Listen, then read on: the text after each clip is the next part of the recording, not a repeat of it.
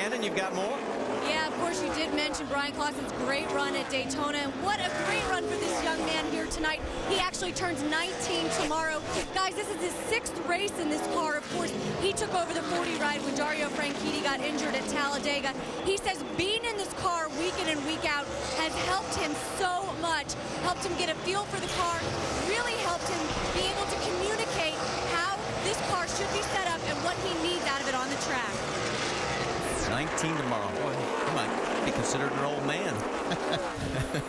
Well, he's doing a great job in Chip Ganassi's car, that's for sure. I mean, Chip needs a little luck in NASCAR right now. Indy cars and everything else been fantastic for him, but he struggled. That's Marcus Ambrose with Mike Bliss right behind him. That is a battle for position on 6th on the track. Ambrose in the 59, Bliss in the 1. Let's get more on that 59 STP car. Vince? Well, these guys were hoping that it was going to go green all the way to the end because they felt as though they were going to be able to make it on fuel mileage, and some of those ahead of them would not. But right now, Ambrose in the 6th spot and trying to protect that position from Mike Bliss. Regardless of whether Ambrose would somehow end up in victory lane tonight, this has almost got to be considered a victory for this team, considering some of the trials it has been through this year. When you talk to Marcus Ambrose early in the year, pretty down on his luck. They had that 2nd place run at Mexico City on his strength, the road course, but on the ovals, they just had not been able to put it together. But they have put it together this week, and what a shot in the arm it is for crew chief Gary Cogswell and this driver, Marcus Ambrose.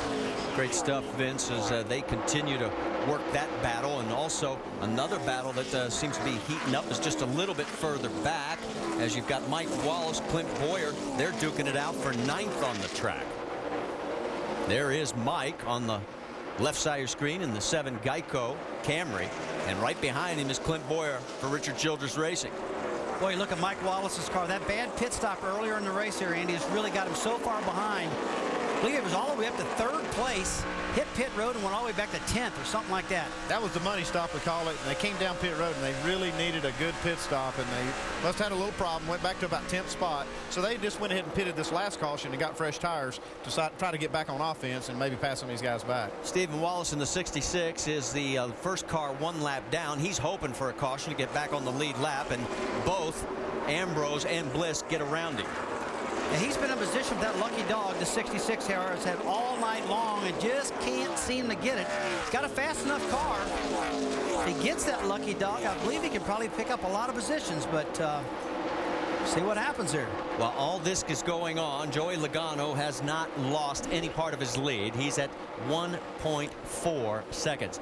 Take a look at Brad Keselowski. He is currently running in 4th after last week's big win, and if everything ends the way it is right now, he would pick up 3 spots in the points championship. We talked at the pre-race, and you were asked by Alan Bestwick, you and Brad Daugherty both, is he a legitimate contender? That sort of says yes. Oh yeah, absolutely he is. I mean, this kid's been doing this week in and week out. I mean, these good top 5 finishes.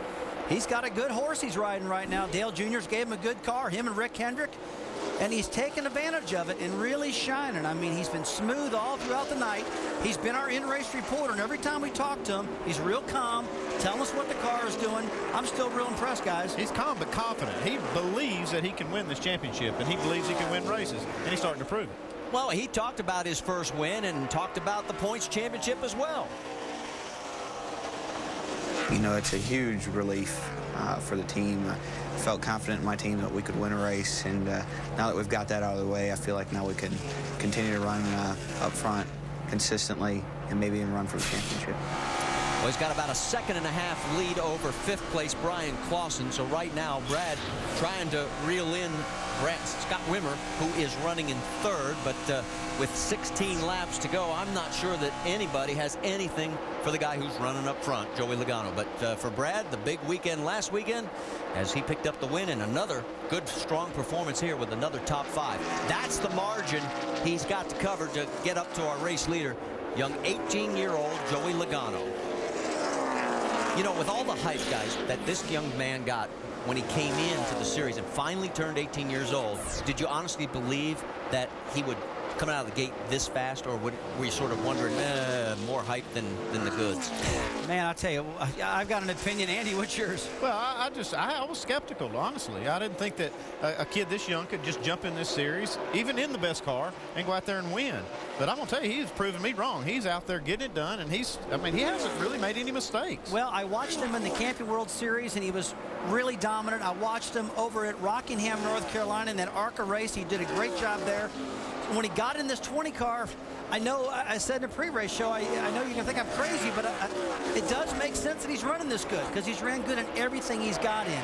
And he's riding a really good car right now, and he's making use of it. You see Mike Bliss in the number 1. He has gotten around Mike Wallace. Wallace is in front of Reagan. And Wallace just ran the fastest lap on the racetrack last lap. He's got that car rolling. If he just had not had that bad pit stop, he could actually contend for this win. And he's right back up on the back bumper. Here he goes on the high side. Look at that momentum off the corner that Mike's got. He shot to the top right underneath Bliss. That's a good handling race car. He's handling down the straightaway, too. Oh, yeah. The motors are strong in those Toyotas, that's for sure. But, you know, he really made use of that corner. He went up the track, got a lot of momentum, and came back down and shot right underneath Bliss. Got 2 more spots up ahead of him right here, too. Mike Bliss is not giving up. Nope, Bliss trying to come back underneath him. Not with 12 laps to go. He doesn't want to give up position this late in the race, that's for sure. And Mike's just got to make use of the top of that racetrack, keep that momentum wound up. And he does right there. So that was a good corner for him. Should be able to pull away right now. That's David Reagan, the second car behind there, as he's looking to go underneath the 1 of Mike Bliss as well, with 12 laps remaining here at Kentucky. Now, you got to remember one thing. David Reagan didn't have any practice at all in this 6 car. He came down from Michigan from the Cup event up there, got in it, and was all over the place trying to get it qualified, got real loose. But he's had enough time to make pit stops, adjust on the car, and get it to his liking. And he's making use of it. He's in 9th position right now. Trying to slide it underneath. They head down the back straightaway. Here comes Reagan. He's got the inside line. Can he get him clear before the end of 3? Not quite. Mike Bliss doesn't have as fresh of tires as the 6 car does right here, so I don't believe this is going to be much of a fight. Although, here he comes. He's not giving up. Well, Bliss might have saw that top lane working for Mike Wallace and said, I'm going to try that out a little bit, see if that's going to work for me. You got to remember, these engines don't have much horsepower. They got that new tapered spacer, which puts them about 80 horsepower off of what they had last year. So these guys have really got to make use of the momentum at this racetrack to make up for the loss.